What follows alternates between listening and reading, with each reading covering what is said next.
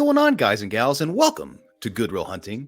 Today, we're going to be giving you our top 10 moments from horror movies in 2023. It was a decent year of horror. You know, nothing too great, nothing too crazy of a year, but it was a very solid year overall. A lot of good movies, a lot of good moments. These movie moments here today are not necessarily going to be the scariest or the funniest, but to us, it's our personal, movie moments that stood out over the years. So it's going to be a fun time. Some of these you'll see on our Real Horror Awards list here coming up in a couple weeks, and some of those you will not. It's going to be a fun list, Bertie.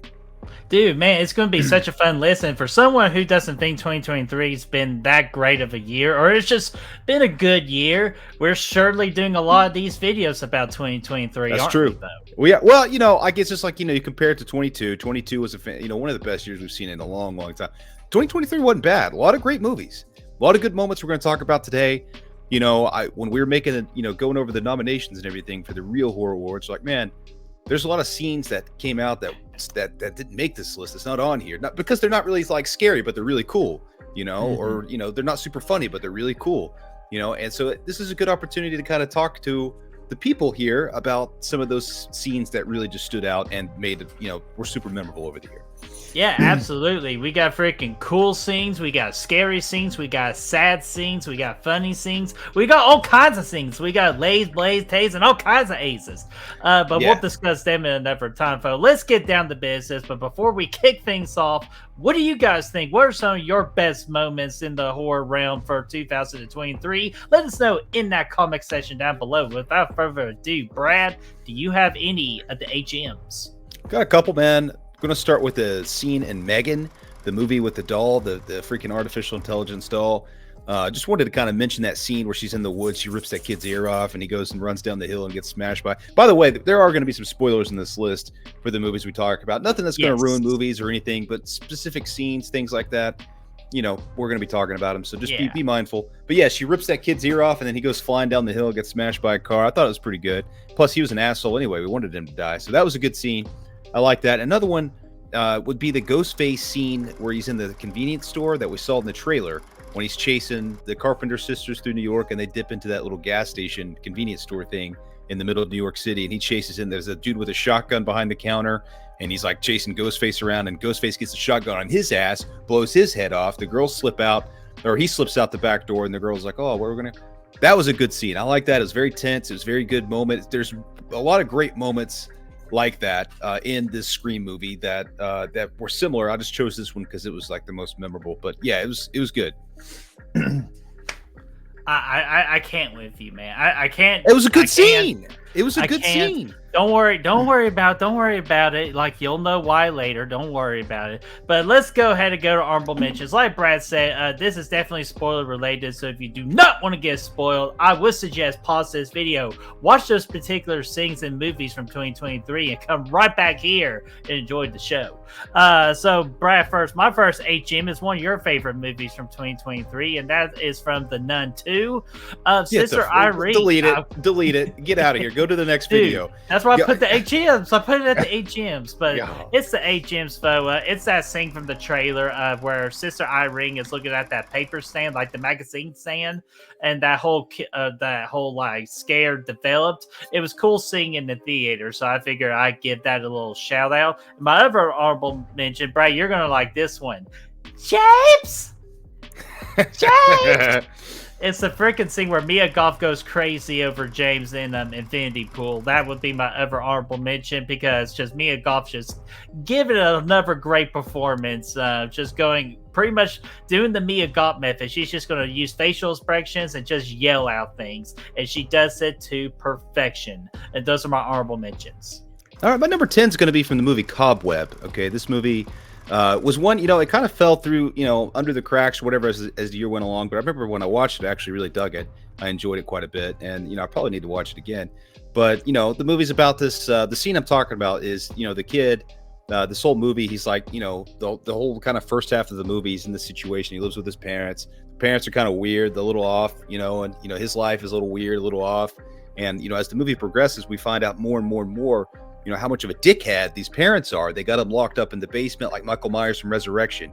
You know, they got him chained up down there and stuff. Whenever he's a bad boy, they send him down there. They put, you know, they're like, hey, go down there. You're not getting any eggs. We're not the grabber. We're not making eggs for you this morning. So they're going to throw him down there. They lock him up in chains and shit.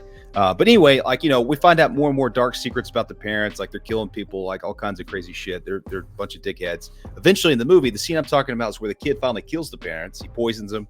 It's like that scene in Hateful Eight where people, you know, they drink the coffee and blood's going everywhere.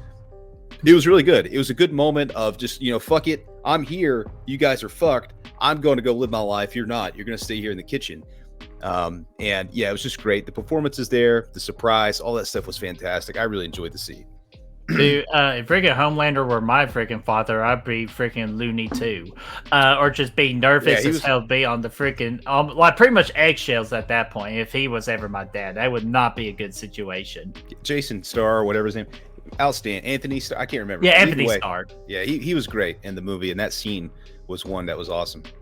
Absolutely. So, Brad, my number 10 here, first big spoiler in this thing, and that is going to be Chad getting stabbed in Scream 6. Because first off, it just freaking came out of nowhere. Second, we just didn't think it was happening to Chad because we were at that point in the movie where Chad and Tara were pretty much, you know, getting their freak on or trying to find a place to get their freak on, but they kept on getting cock blocked. And then they finally got it after some pretty much old ass candy and all that. That's pretty much what sets the mood. And Chad trying to get his woo on. But he wasn't doing any like sexual wooing. He was doing more like wooing. There was penetration. Yeah, there was double the penetration because there were two ghost faces stabbing the shit out of Chad. Freaking side work right there, and he drops to the ground. Double penetration? Dude, double penetration, man. So, like, even two condoms won't even save him in that situation. But I'll tell you this, though. What was the coolest moment, and this is why I add this to my top 10, it's just when both of the ghost faces do the whole knife cleaning at the same time. Iconic moment for the year of 2023. But the reason why it's at number 10 is what we get at the end of the movie with Chad. If that motherfucker stayed dead, this one would easily be number 1. But because of that, the best I could do is number 10. Yeah, when he came out alive, man, I couldn't go back to that scene the same way. Definitely, yeah, crazy. All right, number 9 for me, you mentioned it. It's going to be that car walk sequence in Infinity Pool. You know, it's kind of towards the third act of the movie. This whole movie, you got Alexander Skarsgård, Mia Goth. They got some weird ass relationship that they've started with a jerk session on the beach somewhere. You know, it gets weird. You know, the whole movie's got, you know, they go to a couple orgies together. You know, they have a couple good parties. And then towards the end of the scene, Mia Goth's have enough of this shit. And he's like, you know what? We're gonna go. He gets on that bus and he's trying to get off this island, and she's like, "No, what? No, I'm gonna fucking capture your bus and then put him on an Uber ride to hell where they don't even give you a ride. They're like, we're just gonna make you walk in front of the car instead."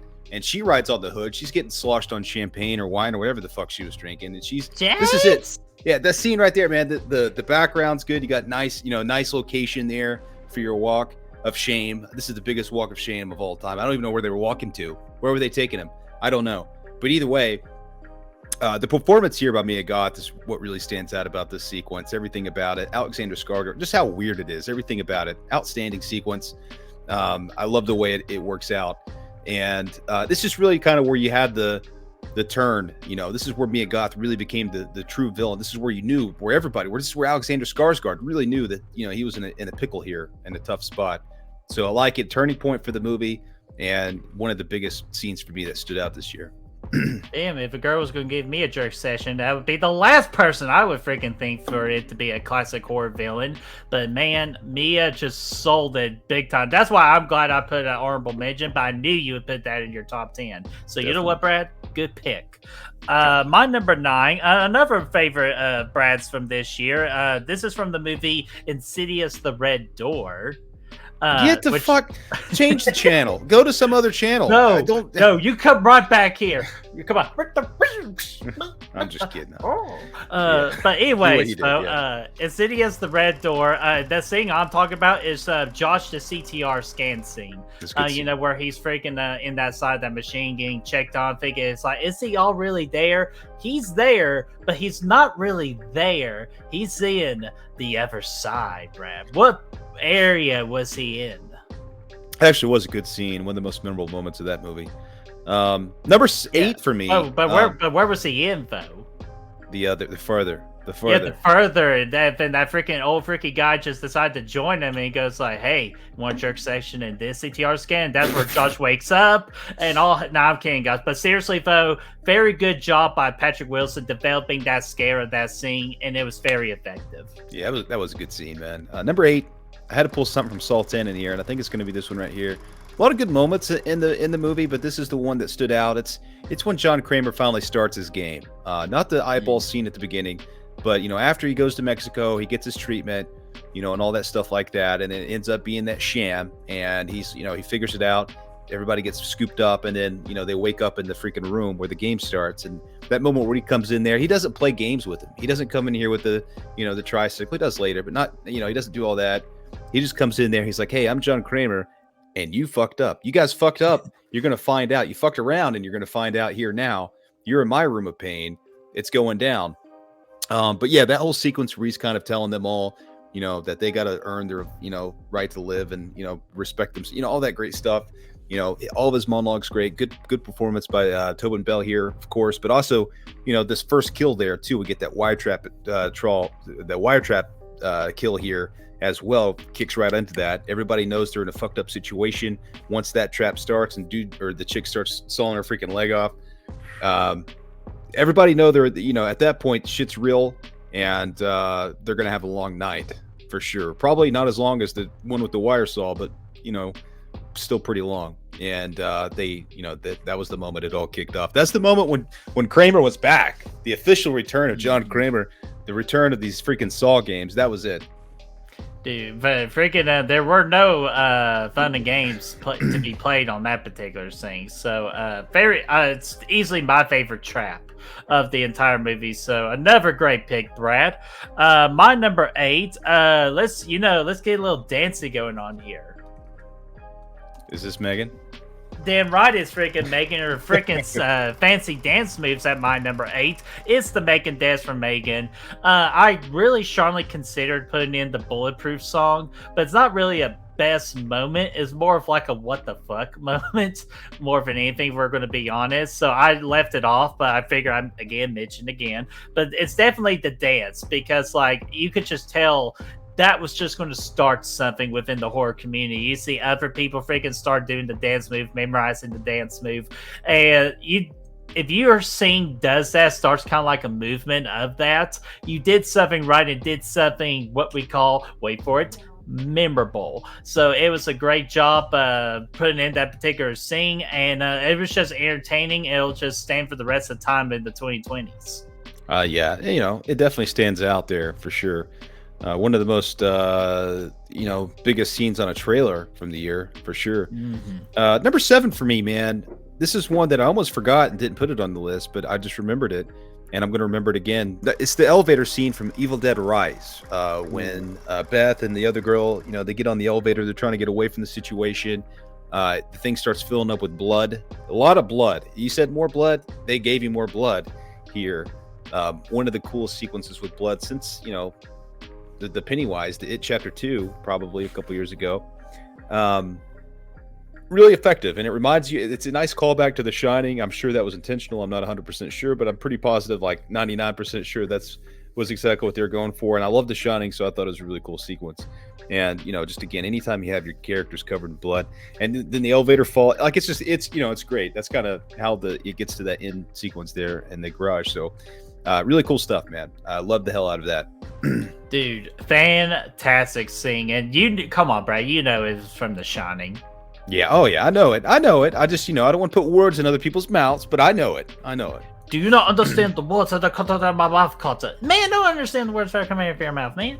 But all right, Brad. This one's going to be short and sweet because you've already talked about it. I figure I give a little bit of my intake. My number 7 is from Saw X. For the wire trap.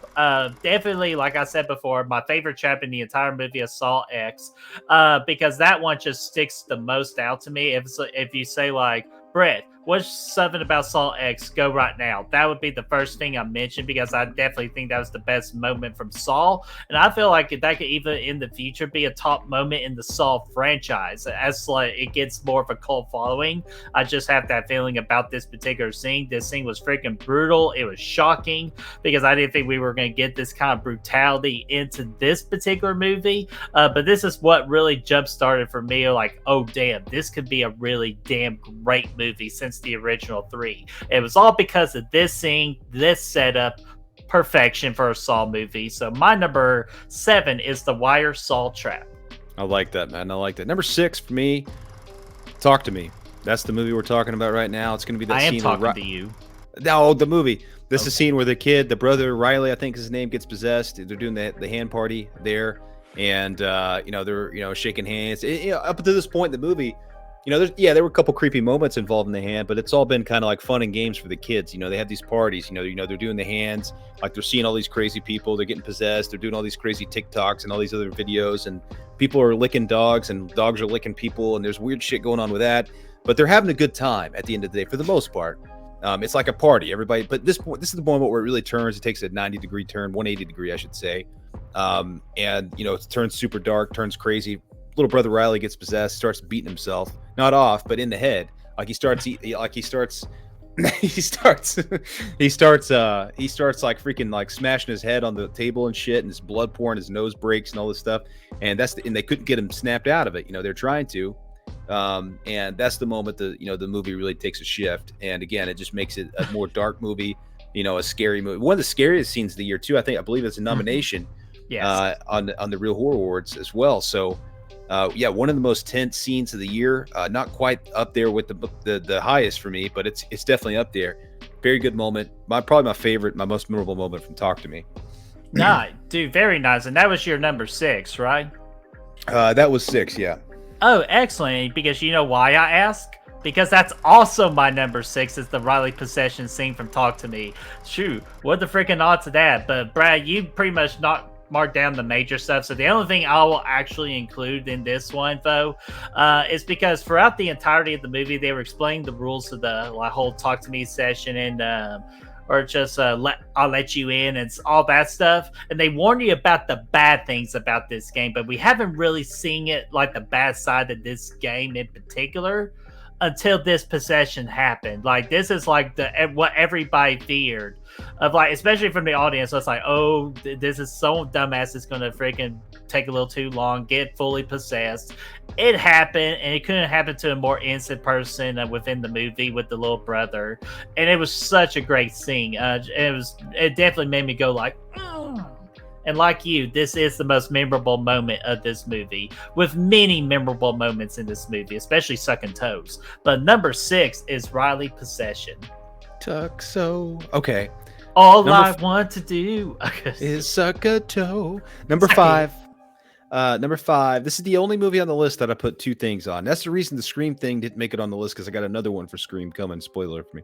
Ooh. But this particular movie does have 2, because I just couldn't decide which one to pull, and I thought they were both like mid-tier, but also awesome scenes at the same time. This is the opening from Evil Dead Rise. This is the sequence. You have the drone coming in. It looks like somebody's about to get possessed. Old school Evil Dead. There's a drone flying through the woods, the tree line, all that stuff. Turns out some yahoo driving a drone, actually flying a drone. Good moment there, but then like that whole sequence, chick goes back upstairs. Her friend's up there. And she's all fucked up on the bed. She's reading books. She's reading this book, and then the girl in the bed that's all fucked up, she's reading the words that's on her book, and it's like, oh, crazy, nice little callback to the OG ED. Mm-hmm. And then obviously that opening kill there, where they go out on the back out on the deck, and the chick got scalped, and she drops her freaking hair on the freaking deck, and then she freaking takes the drone and freaking fucking drones her face off, and then she jumps in. She's like, oh, that was fun, let me go for a swim. And then she didn't get Jason Voorhees in there, but she became the aggressor when the dude jumped in after her, threw his head up on the deck. It was crazy. And then obviously it's peaked off by that damn epic freaking title sequence where she comes floating out of the water and Evil Dead Rise comes floating up behind her. That's the peak of that moment, and that's why I beat the other one. But this is a great scene, man. Dude, freaking best title card in the history of horror movies right there that you just explained. And I'm glad you did because I totally forgot to include it and I feel so dumb now Yeah, because that absolutely deserved to be in there.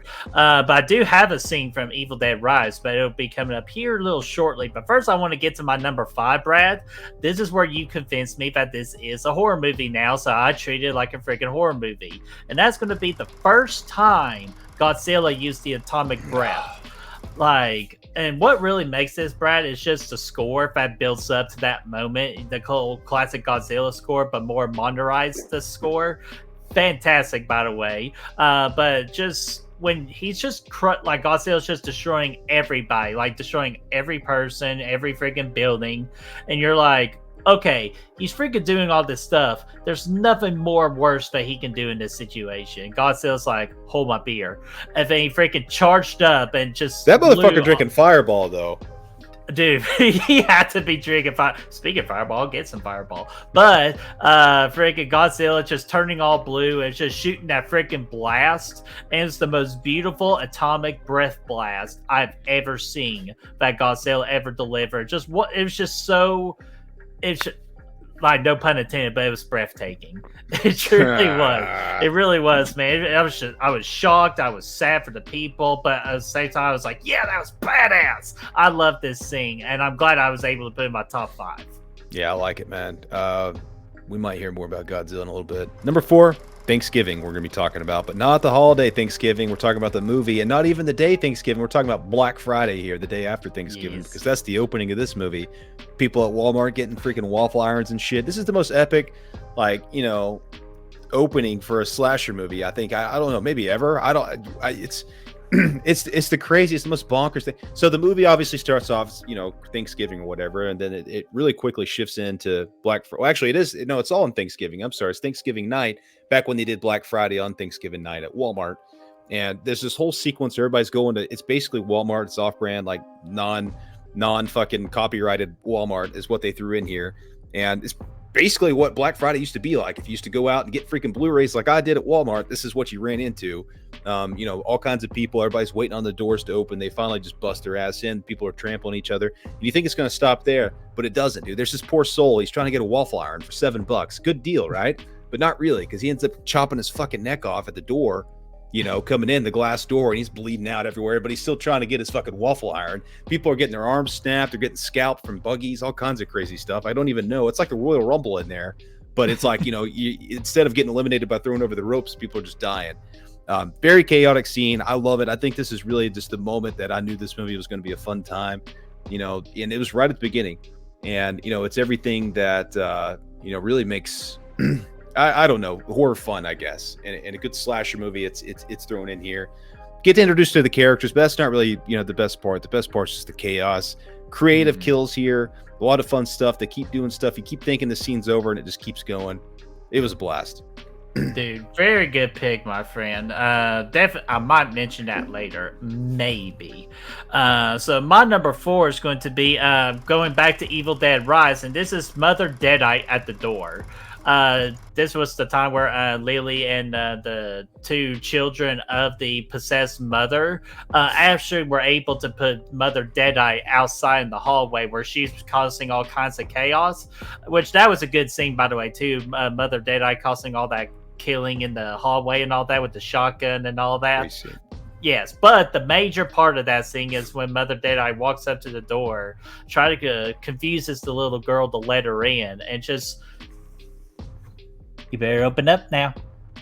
Or that's what Birdie does every time he comes over to the house, too. Literally, I do that just this damn scene because it's freaking great. And it's just, and not only is it just great, it's so nerve-wracking. And you're just sitting there the entire time like, little girl, you better not open that damn door. Don't you do it. Of course, it's a freaking little girl who loves her mommy. She opens the door, bam, instant freaking grab at the throat or arm or whatever. And just get this very scary side of Mother Deadite. What probably the most I've been afraid of Mother Deadite at that point of the movie. So I definitely had to mention the freaking doors scene, man. It's freaky. All right, top 3. When Evil Lurks. You knew it was coming. It had to be here at some point. This is, to me, the most tense scene of the year. It's the most, the best use of I mean, the best use of a jump scare and the best use of tension leading up to said jump scare that I've seen in a long time. This is scene. Obviously, there's shit going on. People getting possessed, all kinds of crazy stuff. They just dropped off homeboy that was staying with them, the big rotten dude. They threw him down the road. They took him. Maybe he'll run into Alexander Skarsgård at some point when he walks. I don't know. We'll see what happens. I don't know. They dropped him off. They're like, okay, let's go get my ex-wife and my kids. Let's get the fuck out of here. Let's go find some safety. They go to the ex-wife's place. She's got a new husband now. They're arguing, they're going back and forth because she's like, what the fuck you doing here? He's like, oh, the world's about to end. All this crazy stuff. And she's not really buying into it, but he's just trying to get the kids to safety. They're having this argument sequence here. And then there's that fucking dude. There's that dog, man. There's that fucking dog in there. And he's just chilling. But he's like, and there's a little girl. She's probably 6-7 years old, and there's the dog, and it's just honestly, I don't know if everybody's seen the movie. I don't want to spoil what actually happens here because this is one of those things that I just don't want to. We did give the spoiler alert, so we go ahead. Spoiler. Yeah, I mean, I don't know. Just mute it for a second if you haven't seen it when evil, because I don't want to ruin the scene for you if you haven't seen the movie. I know plenty of people haven't seen it. I'll put the X down when it's done. But it's sitting there, the way the camera's going back and forth between the dog sitting next to this little girl, you're kind of getting these vibes that this dog's possessed now. It's like the way you're looking at it, the way the camera's zooming in on it, the way its eyes look, all this crazy stuff next to the girl that the girl's just playing with, having a good time. Building that tension up. It keeps cutting back to the parents arguing. They're like, oh, well. And then, it keeps cutting back. We know something's bad's about to happen with this dog and this kid. We know it, but they drag it out. They let that tension build. They let the room breathe. They let you read the room for a little bit, They let you just kind of sit in there. They don't do it, right out the chute. No, they got to let it build. Is it going to happen? Is it not going to happen? Out of nowhere, that damn dog fucking chops her damn head off pretty much, sticks her whole head up in the throat. Crazy as fuck, man. I was like, what the fuck? Holy shit. Where's the Tylenol? She needs it more than me, but I'll take it. And I just, it was one of the best jump scares I've seen. And just to see the whole sequence, the way it all transpired was absolutely, it was awesome. But yeah, when that moment happened, I was like, they just fucking went there. And then she takes her outside and I don't know. It was crazy. That whole sequence there, 5-10 minutes of just pure horror, terror, chaotic, fucking tension and jump scare. Like, it was great. All of that. Dude, freaking awesome, dude. And again, was that your number 3? Number 3, yeah. Do you want to go 2 for 2? Do it. Because that's also, yeah, hey, freaking balloons, let's celebrate. Because 2 for 2 time, because that is also my number 3, Brad. It's the freaking that particular scare scene that you just talked about, which I'm not going to even describe the scene because we already did the whole X thing, Wakanda forever.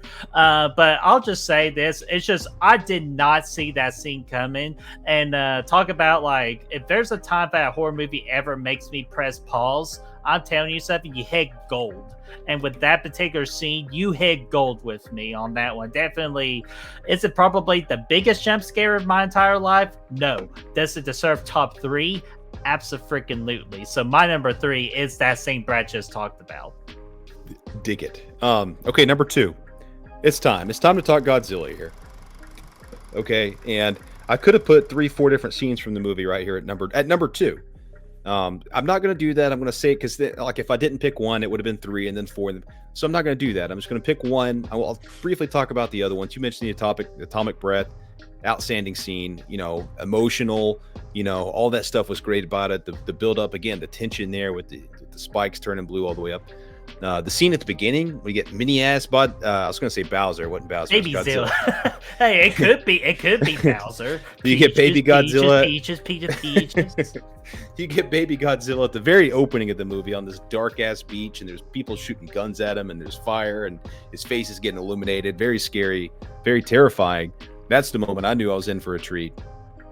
The scene I'm going to talk about here is the one where Godzilla, they're in the ocean, they're shooting mines and shit. And they're like looking for Godzilla too, or just, basically trying to distract his ass so the big boat can get there. He shows up and they're in this little rinky dink little boat that they use to shoot mines and stuff. This is post, World War II, in the water. So he shows up. This is full on fucking Godzilla now. This is big boy Godzilla, for the most part. Definitely bigger than he was at the beginning of the movie. And he just starts chasing the boat, dude. It's a very easy, simple scene. It's basically ripped off from Jaws, but instead of a shark chasing the boat and, you have the, all that stuff going on, it's big ass Godzilla chasing the boat. and instead of a damn fucking oxygen tank in the shark's mouth, you have a fucking mine in his mouth, and he's got this, Yeah. all that stuff was great. Very good tense scene there as well. It's just very like suspenseful, I guess, because they got this big fucking like 50 cal gun up there. They're just freaking, trying to shoot him. Like, this isn't doing anything, and he's kind of gaining on him and stuff, and all that was great. It just looked visually, it's stunning. It's really cool. As far as aquatic scenes, I think this ranks number one for the year. So I appreciate it for that. Yeah. So, but yeah, the way, like I said, at the end, big homage to Jaws with the, they're trying to figure out a way to slow him down. They take one of the mines that they picked up, they freaking throw it in his mouth, and they shoot it with the gun, and it explodes, and then his face kind of blows up, but then he regenerates. It was just, and then the big boat shows up, and he says, "Fuck that boat," and he fucking, all that was great. It was that was amazing. Dude, that is freaking amazing, dude. Especially when the whole regeneration happened, you're like, oh shit, how the hell are you supposed to beat this thing? They found the way, or did they? But dude, Brad, very good pick, my friend. Let's go. Number two, again, it's going to be quick because Brad beat me to the punch on this one as well. We're going back to Thanksgiving, not the holiday, but the movie on Black Friday. I call this technically the Black Friday Massacre. Because it definitely was a massacre. People going crazy, willing to kill in order to get that waffle maker or other kinds of goodies. Even though we're kind of scary now, Brad, because we're kind of in the face like that, where people are going after those damn Starbucks cups. Like, what the actual fuck? But you know what? I take a waffle maker any day of the week, if you ask me personally. So I do not blame that guy freaking sacrificing his life for that waffle maker. So hopefully his family's very appreciative of that. It was $7. Yeah, $7. Yeah, it can't be a deal like that. But just this scene in general, it was funny. It was brutal. It made me just, my jaw was just on the ground because I just could not believe what the hell I was witnessing. I didn't think I was going to get it this early on in the movie, but this absolutely set the tempo of this movie with such a memorable moment at my number two. Yeah, dude, I dig it, man. Love the scene. Okay, number one. This is it. This is what I've been waiting for. This is the scene that I've been waiting for. This is actually the scene that made me want to create this list. What are you waiting for? Going to Scream 6, man. We're talking about the subway scene there, setting up that, that leads into the third act of the movie. This is the one, it is on our list. We put it in for scariest movie moment, scariest scene from a horror film. Not really that much. It's not really a scary scene per se. So that was like, I think this scene deserves some love. I think it really does. I think it'd be fun to make this list because I think it absolutely was, for me, the best scene of the year. This is a scene where the crew's trying to go to this place to, basically set up Ghostface, trap Ghostface in this theater, his little shrine area, if you will. They got this plan to go there. They have to take a subway to get there. The group gets split up a little bit because one of them misses the train. The other ones get on the first train. There's another, Mindy's on the second train with the, the guy she thinks is the killer. But it's Halloween, right? It's Scream on Halloween in New York City. You're in the subway. Everybody's decked out in all these awesome Halloween costumes. I think it's just an awesome homage to horror fans here. You get Michael Myers in there. There was some Jason Voorhees in there. Who was that other dude? Mr. freaking head guy. I can't. Oh my gosh. Freaking Mojo Jojo, Roger L. Jackson, fast snuck a little cameo in there. It's supposedly the two directors from Radio Silence were in there somewhere too. Well, you had the twins from The Shining were in there. You had Ready or Not, Grace. Yeah, Grace from Ready or Not was in there. Just a lot of good, there a lot of Leo points were going on there. Like, ooh, it was going on. I just thought it was really cool. But also on top of all that, fun stuff for horror fans they had there. It was also it was it's scary, but it was tense. It was super tense. The way that you had a bunch of Ghostface people in there. The lights kept going out. You have the one Ghostface is getting closer to Mindy. Obviously, she gets stabbed. The way all that kind of pans out, you don't know which one's the real Ghostface, if the real Ghostface is in here, if anybody's actually in any danger, or if it's just all in your head kind of deal. So yeah, I like the way all that played out from that aspect of things too. Very suspenseful. I just thought it was cool as hell. Dude, very good scene. Because I, in my number one, I put it as a Scream moment, but it was not that particular moment. Yes, the train scene was very good, but compared to the other ones that I mentioned, just missed it about, I would say, that much. That's how much it missed it, right on the mark right there. But Brad, the scene I'm talking about What was your first honorable mention again? Hey, that convenience store massacre, man. Number 1 is the convenience store. Just because when I saw that in the trailer, that was the most anticipated scene in the entire movie for me going into the movie. And Brad, it did not disappoint. Ghostface with a freaking shotgun, and the girl, and we get our carpenter sisters in there, like, you know, just barely, just, you know, crawling. One simple mistake, Ghostface shoots off the shotgun. He shoots the freaking store manager with the shotgun, just killing all the customers within the store. Like, this scene was just super. I even think, in my opinion, that this was more tense than the actual train scene, in my opinion. But this was just such a very tense scene. It was Dude, it was just Ghostface with a shotgun, man. What more can you ask for in life, especially in the horror community? If you got freaking Ghostface wish list, it's him holding a freaking 12 gauge, man. Come on, Brad. Why'd you put in your honorable mention? You didn't have to put it at number 1. It could go to number 10, and then we could have a good time.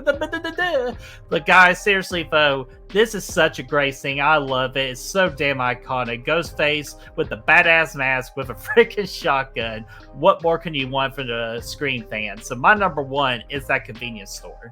I like it. I like it a lot, man. It's a great scene. Yeah. It really is a great scene. Dude, it's so great, guys. And guys, I know we missed a lot more too. So we, of course, want to hear from you guys. So what are some of your best moments for the year of 2023 in horror movies? Did me and Brad get some of your all's favorites? Is there something we forgot? Or is there something on our list that shouldn't even be on here? Or just anything? Let us know in the comment section down below. Let's get that discussion rolling. And if you want to be a real American, I am a real No, I'm just kidding. If you want to help us find the good reels, all of our links are right down there in the description. Take a look, take a gander. Patreon's down there, all that fun stuff. Take a look. It's down there. Yeah, please take a look. And without further ado, Brad, I finally have to get off here because I did get a phone notification about a waffle maker was at Target for $7 right now, and I gotta go get it, man. Go get it, man. Be careful out there. Take your freaking fuck it, you'll be fine. My neck's covered, so we're good. Yeah. So Yeah, see you guys later.